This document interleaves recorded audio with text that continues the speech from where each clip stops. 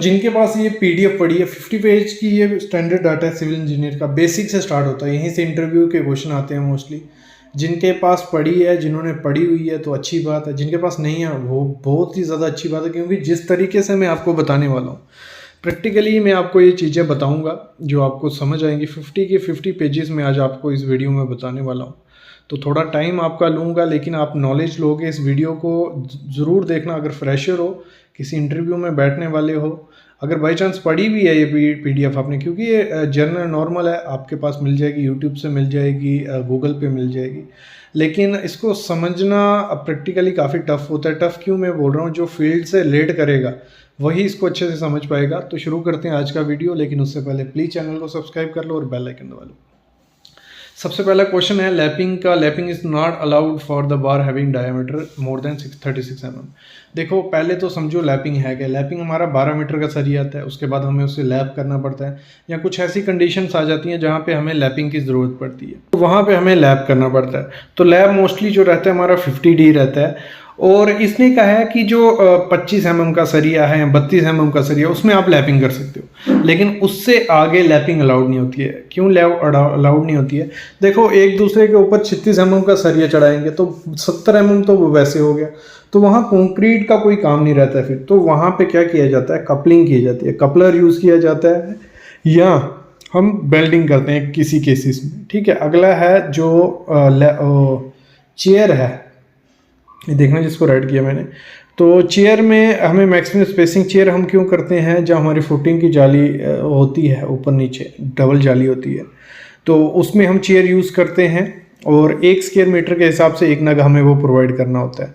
और जो डॉवल्स होते हैं, नेक्स्ट वाला देखो आप, जो डॉवल्स हैं वो आपको 12 mm से कम नहीं प्रोवाइड करना है। मतलब ये वाला देखना, ये कौन सा क्वेश्चन है मैं आपको दिखाता हूँ, एरो लगाने दीजिए, आपको समझ आएगा। तो 12 mm डाया से कम का सरिया हमें डबल यूज़ नहीं करना होता है। डबल क्या हो गया, हमारी कंस्ट्रक्शन चल रही है, उसको रोक दिया जाता है किसी कारण की फ्यूचर में करेंगे, तो वो जो थोड़ा तो सरिया हमें चाहिए, बाद में फ्यूचर में सरिया जोड़ के जिससे हम बॉन्ड करेंगे, कंक्रीट करेंगे, तो वो डबल हो गया।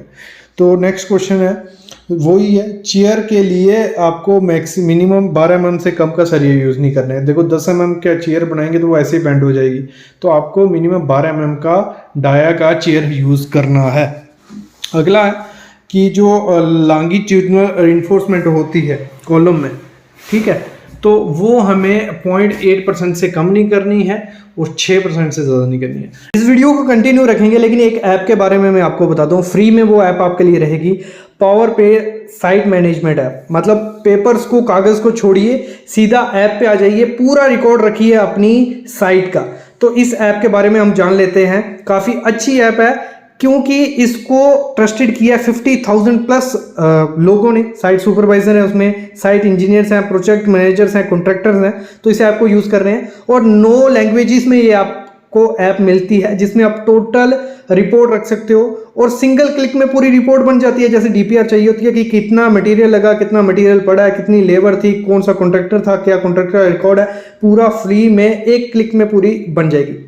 टास्क मैनेजमेंट पूरा कर सकते हो, कोई भी टास्क शुरू होता है, जैसे फ्लोरिंग का काम शुरू हुआ तो पूरा आप रख सकते हो, टोटल वर्क कितना था, इतना प्राइस था, रमेश लगा हुआ था, 1 दिसंबर से स्टार्ट हुआ, 7 दिसंबर को वो होगा, और उसका अपडेट डेली आपको दिखता जाएगा, 10% हुआ, 20% हुआ, और आप नहीं, पूरा आपका जो सुपीरियर टीम होगी वो आपको देख सकती है। लेबर की अटेंडेंस आप रख सकते हो कि आज कितनी लेबर थी अनस्किल्ड, स्किल्ड, और कितने लेबर आवर थे। मटेरियल की रिक्वेस्ट आप डाल सकते हो कि मटेरियल खत्म हो गया जी, मटेरियल भेजिए, हमारे पास पड़ा कितना है, वो सब चीज़। मटेरियल की इन्वेंटरी आप रख सकते हो, स्टॉक में कितना है, अपडेट उसको कर सकते हो कितना रहा है। चैट कर सकते हो अपने टीम से, पूरी टीम से आप चैट कर सकते हो कि क्या है क्या नहीं, पूरा। मतलब एक अच्छी ऐप आपके लिए हो सकती है, जल्दी से डाउनलोड कर लीजिए, डिस्क्रिप्शन में लिंक डाल चुका हूँ, और फ्री में ये ऐप है, अपने दोस्तों के साथ शेयर कीजिए, अपने एम्प्लॉय के साथ, और अगर कॉन्ट्रैक्टर बिल्डर हो तो काफ़ी अच्छी ऐप आपके लिए हो सकती है। कम इसलिए नहीं करनी है, तो इससे कम रखेंगे अगर आप, तो उस रिइंफोर्समेंट का कोई काम ही नहीं बचा। और अगर हमने ज़्यादा कर दी तो वहाँ कंक्रीट की जगह नहीं बचेगी, सिर्फ कंक्रीट सरिया ही रह जाएगा, तो वो भी कुछ काम का नहीं रहा। अगली चीज़ बढ़ते हैं हम, अगला क्वेश्चन जहाँ पे एरो मैं मारते जा रहा हूँ, देखते जाना, कि जो मिनिमम कॉलम होता है हमारा, स्क्वायर हो गया या सर्कुलर हो गया, तो हमारे स्क्वायर में 4 नग तो हमें सरिया प्रोवाइड करना ही है, भले वो 8 mm का है या 10 mm का या 12 mm का। बाकी ऐसे तो हम कॉलम में 8 mm 10 mm से कम का सरिया तो प्रोवाइड करते नहीं है। जो शेयर वॉल्स होती हैं उसमें 8 mm 10 mm का होता है, लेकिन बाकी में हम 12 mm से ऊपर ही कॉलम में प्रोवाइड करते हैं। तो फिर आते हैं हमारे टॉपिक की फिर से कि स्क्वायर में हमें 4 प्रोवाइड करने होते हैं और सर्कुलर कॉलम में हमें 6 नब प्रोवाइड करने होते हैं। तो जो स्लैब होती है उसमें मेन बार जो रहता है हमारा वो 10 mm का रहता है और डिस्ट्रीब्यूशन बार हमारा 8 का रहता है। और HYSD स्टील आपको यूज़ करना है, high yield strength steel. Next जो है जो हमें मिनिमम थिकनेस रखनी होती है स्लैब की, वो रखनी होती है 125 mm, इससे कम आपको नहीं रखनी है। और डायमेंशन टॉलरेंस जो क्यूब होते हैं, कंक्रीट के क्यूब होते हैं strength test, compressive strength test के लिए, वो उसकी जो टॉलरेंस होती है मतलब 150 बाई 150 mm का हमारा क्यूब वो रहता है, तो वो 150 बाई 150 का ही होना चाहिए। उससे कम मतलब उसमें 152 mm या 148 mm चलेगा, लेकिन उससे कम ज़्यादा होगा तो वो एक्सेप्टेबल नहीं होते।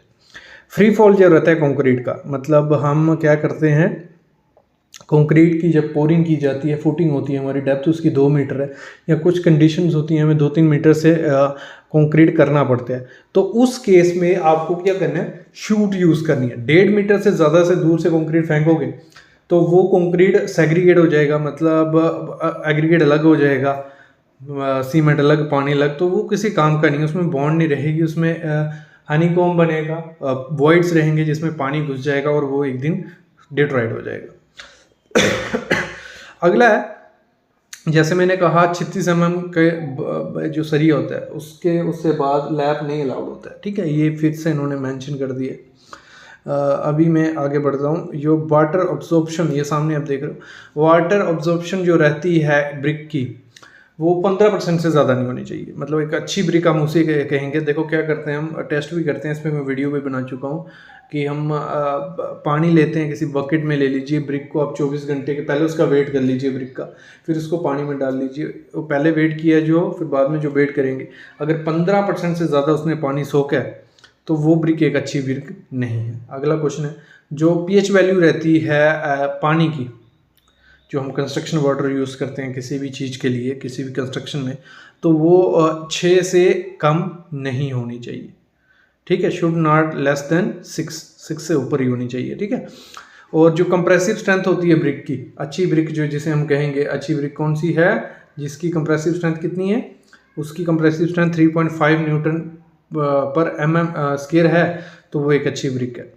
और स्टील रीइंफोर्समेंट बाइंडिंग वायर जो यूज़ की जाती है, 1 मीट्रिक टन अगर सरिया बांध रहे हो आप, तो उसमें जो बाइंडिंग वायर यूज़ की जाएगी 8 kg मिनिमम होती है। अगर कैलकुलेशन आपको थंब रूल के हिसाब से करनी है तो आपके घर में 100 टन अगर सरिया लग रहा है तो उसमें हर टन के हिसाब से 8 kg वायर आपको मंगवा लेनी है। कोर कटिंग टेस्ट जो किया जाता है, कोर कटिंग टेस्ट जो किया जाता है, ठीक है, सॉइल का टेस्ट होता है या किसी चीज़ का टेस्ट है, उसमें हर स्क्वायर मीटर पे 100 स्क्वायर मीटर पे आपको 3 सैंपल लेने हैं, फिर उसका टेस्ट करने की प्रॉपर कॉम्पैक्शन हुई है क्या, मिट्टी की जांच करनी है, कोई भी है, कोर कटिंग किसी हिसाब से भी किया जाता है। अभी हम ऊपर चलते हैं, ऊपर से नीचे आएंगे। नीचे में आपको पहले जनरल नोट्स बता दिए कि आपका एक मन लगा रहे कि नहीं आप सीखने वाले हो कुछ ना कुछ। तो ये कुछ थंब रूल है, डिज़ाइन मिक्स है। देखो M10 है, ये डिज़ाइन मिक्स है। डिज़ाइन मिक्स और नॉमिनल मिक्स में क्या डिफरेंस है, मैंने इस पर वीडियो बनाई थी। देखो डिज़ाइन मिक्स हम खुद डिज़ाइन करते हैं कंडीशन के हिसाब से, सैंड, एग्रीगेट, सीमेंट, सब चीज़ों को लेकर।